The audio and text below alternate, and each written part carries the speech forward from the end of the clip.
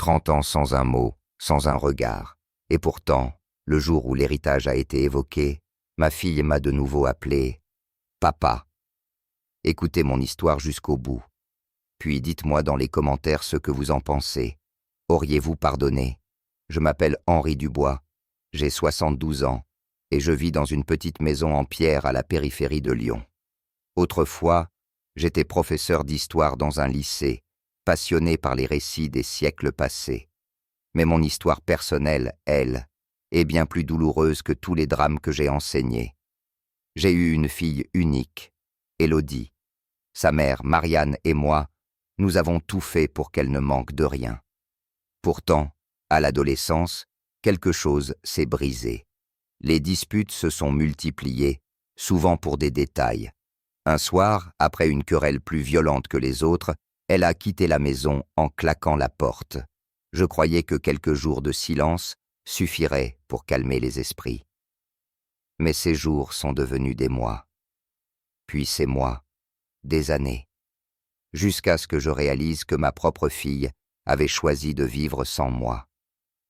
30 années se sont écoulées ainsi, sans un appel, sans une lettre, sans même une carte à Noël. J'étais devenu pour elle un étranger.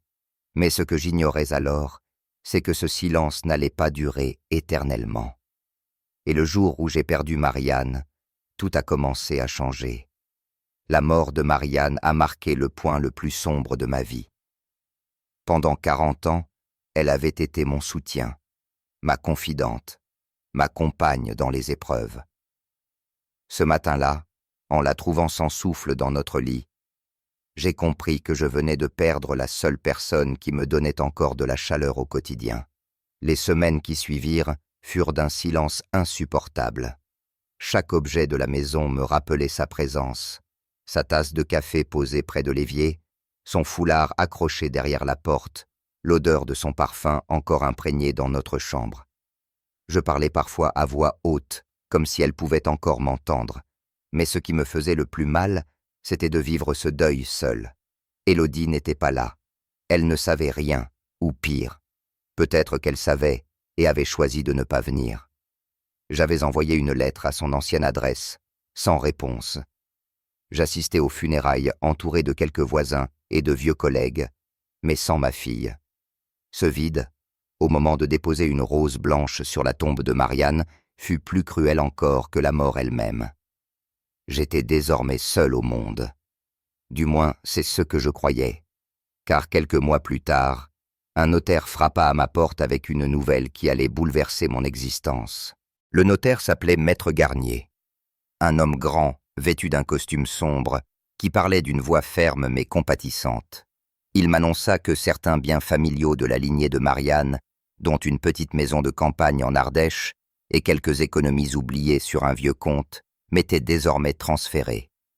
Pour moi, c'était une simple formalité. Je n'avais jamais attaché grande importance à l'argent, et encore moins depuis la disparition de ma femme.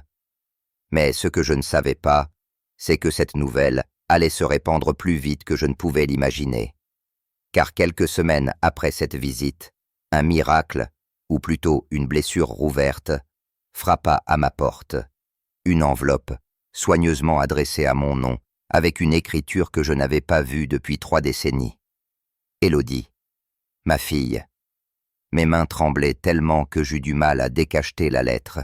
Je n'en croyais pas mes yeux. Après 30 ans de silence, elle m'écrivait enfin. Mais à peine avais-je lu la première ligne que je compris que ce n'était pas une lettre de réconciliation. C'était un appel lié à l'héritage, et mes doutes commencèrent aussitôt à me ronger. La lettre d'Élodie était courte, presque glaciale. Elle commençait par un « Bonjour papa » qui me fit trembler. 30 ans sans un mot. Et soudain, ce mot que j'avais tant rêvé d'entendre. Mais la douceur que j'y espérais n'était pas là. Elle écrivait qu'elle avait appris, par des connaissances, que j'avais hérité de biens après la mort de maman.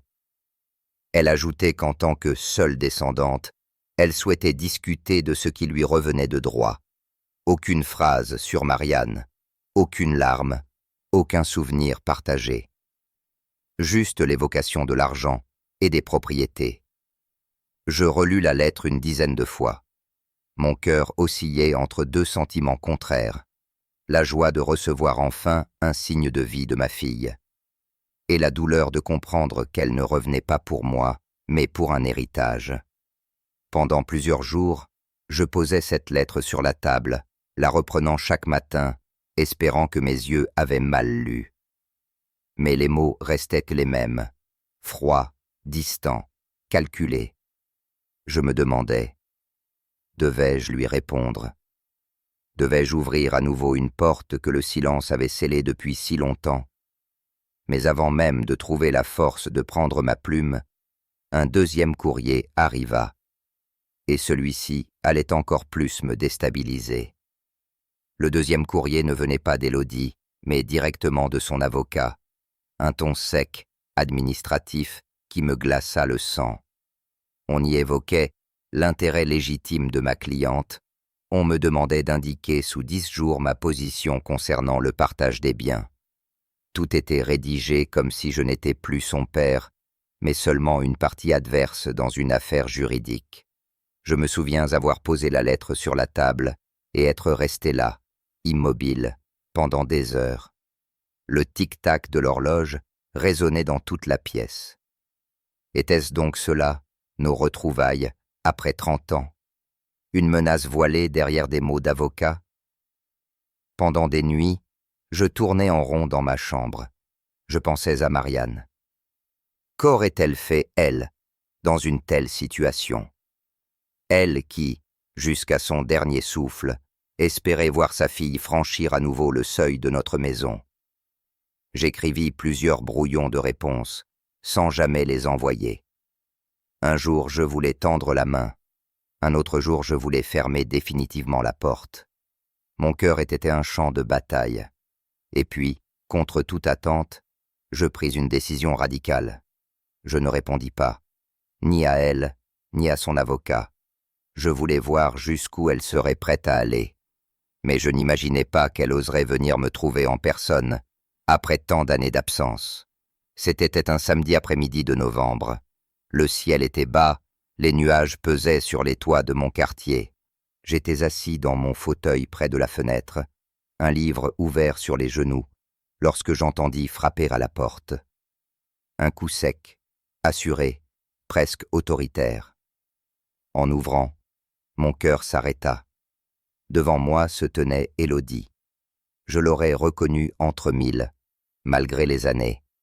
Ses cheveux châtains, désormais striés de mèches argentées, ses yeux sombres qui ressemblaient tant à ceux de sa mère. Mais dans ce regard, je ne retrouvais aucune tendresse, seulement une dureté que je n'avais jamais vue autrefois. Elle me lança un simple « Bonjour, papa ». Ces deux mots me transpercèrent comme une lame. J'avais attendu 30 ans pour les entendre, et pourtant, dans sa bouche, ils résonnaient creux. Nous restâmes quelques secondes à nous dévisager, incapables de bouger. Puis je l'invitai à entrer.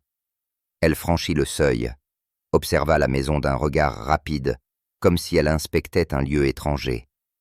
Pas un mot sur l'absence, pas un souvenir évoqué, pas une larme pour sa mère disparue. Elle finit par s'asseoir à la table et, d'une voix froide, déclara « Je ne suis pas venu pour parler du passé. Je veux simplement savoir ce que tu comptes faire de l'héritage. » Je sentis ma gorge se serrer. J'avais rêvé de retrouvailles, d'un mot d'affection, et à la place, j'avais devant moi une inconnue réclamant des comptes. Mais c'est alors qu'une petite voix, venue du couloir, changea brusquement l'atmosphère.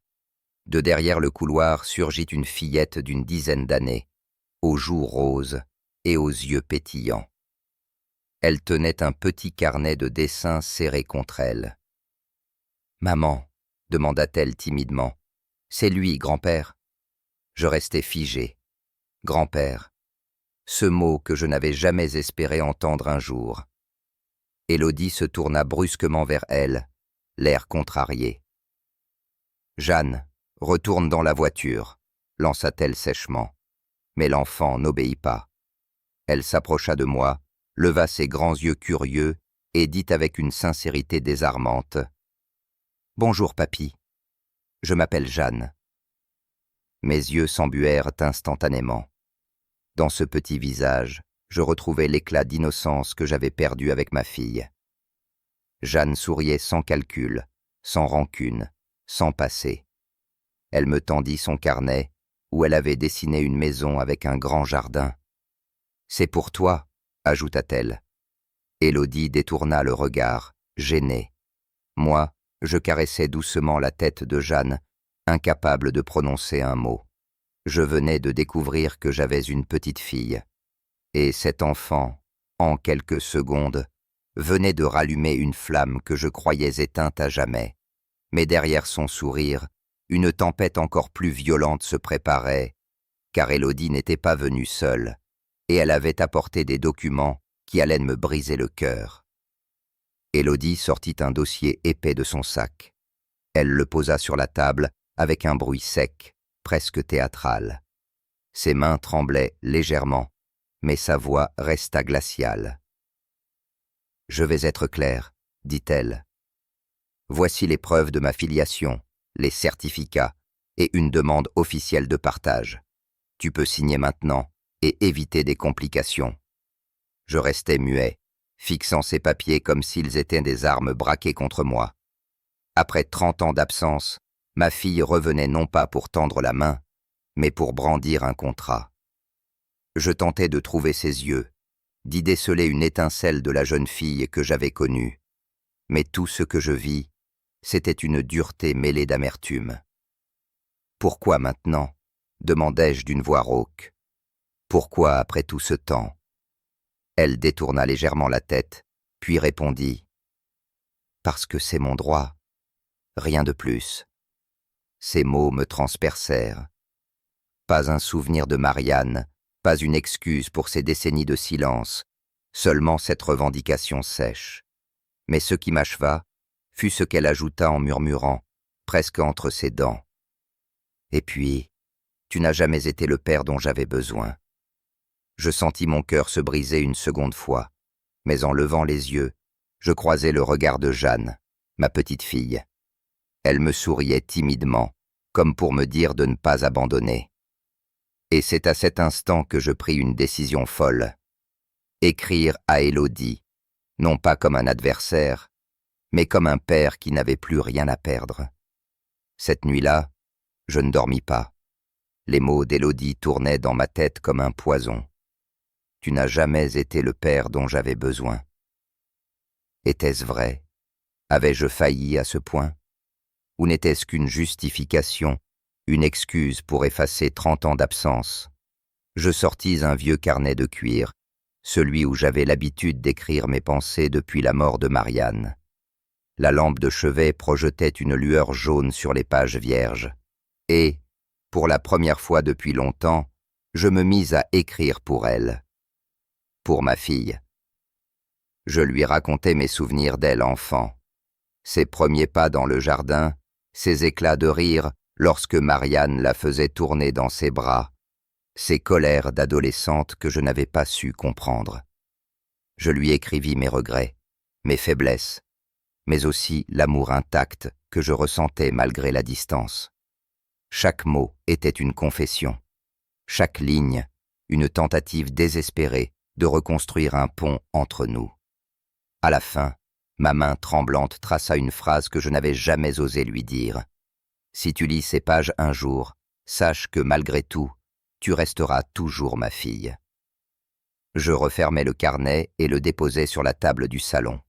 C'était ma manière de lui tendre la main, même si je doutais qu'elle l'accepte. Mais ce que je ne savais pas, c'est que Jeanne, ma petite fille, allait tomber dessus avant sa mère et changer le cours des choses. Le lendemain matin, alors que j'étais occupé dans le jardin, Jeanne s'était faufilée dans le salon. Quand je revins, je la trouvai assise sur le canapé, le carnet ouvert sur ses genoux. Ses lèvres bougeaient doucement, comme si elle lisait à voix haute. Quand elle leva les yeux vers moi, ses joues étaient humides. « Papy, tu as écrit ça pour maman ?» demanda-t-elle d'une voix tremblante. Je hochai la tête sans un mot. Elle referma le carnet et le serra contre elle. Puis, sans prévenir, Elle courut dans le couloir en criant « Maman, lis ça, lis ce qu'il a écrit !»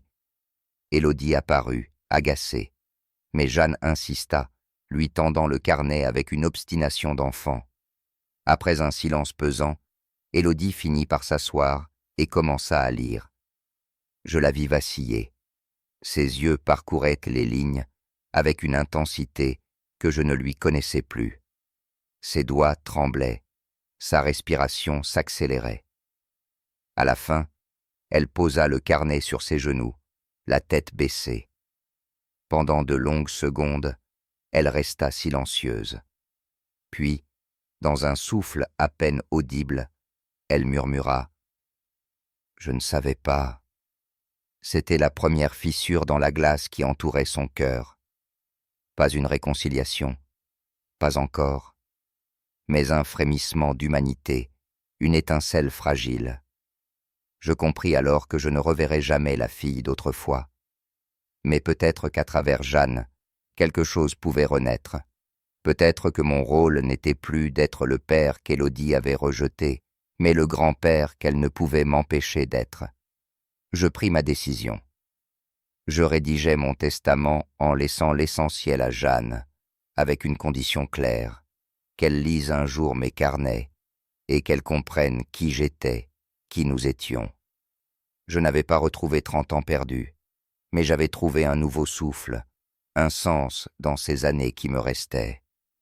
Et vous, dites-moi, si votre enfant revenait vers vous après des décennies de silence, seulement pour un héritage, que feriez-vous? Pardonneriez-vous ou refermeriez-vous la porte à jamais?